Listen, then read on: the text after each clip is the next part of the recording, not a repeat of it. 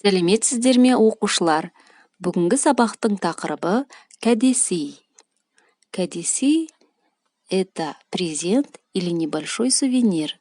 Во время больших праздников или соревнований всем победителям и гостям раздают обязательные подарки, которые называются кәде.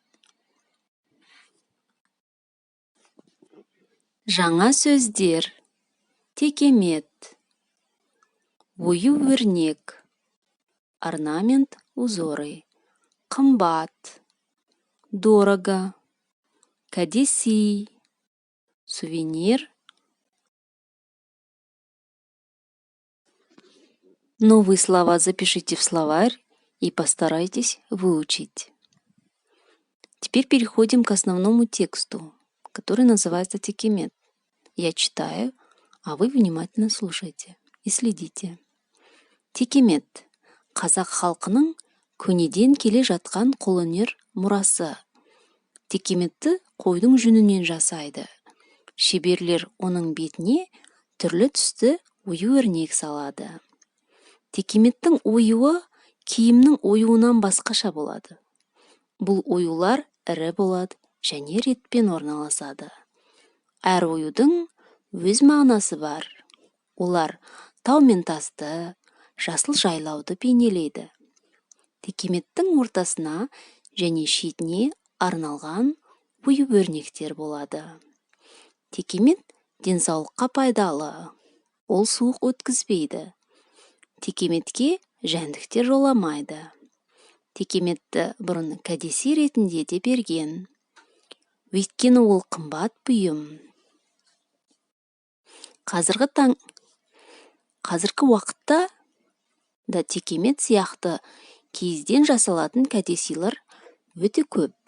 Мысалы, киізден түрлі қуыршақ, сөмке жасайды, дизайнерлік киімдер тігеді. Текемет – это наследие рукоделия казахского народа из древних времен. Текемет делают из овечьей шерсти. Мастера на него накладывают разноцветные узоры. Узоры орнаменты текемет бывает немножко отличается от узоров одежды.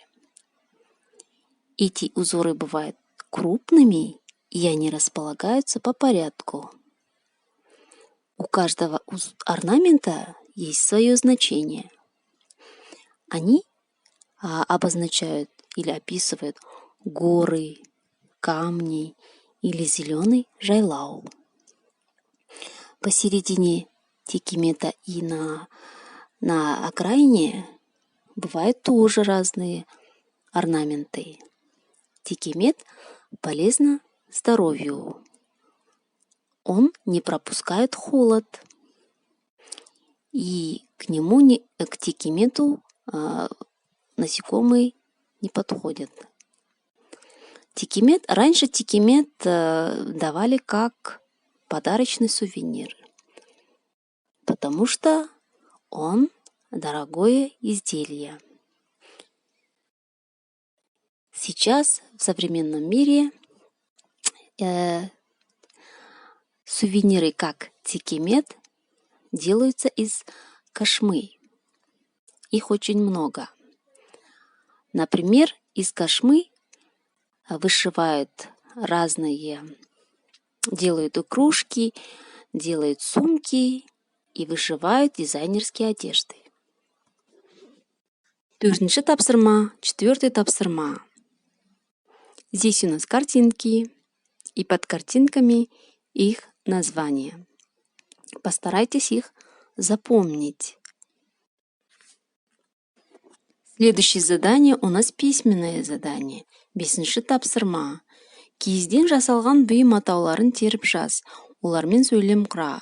То есть в пятом тапсырма вам нужно написать название изделия, которое изготавливается из кошмы или из войлока, и с ними составить предложение.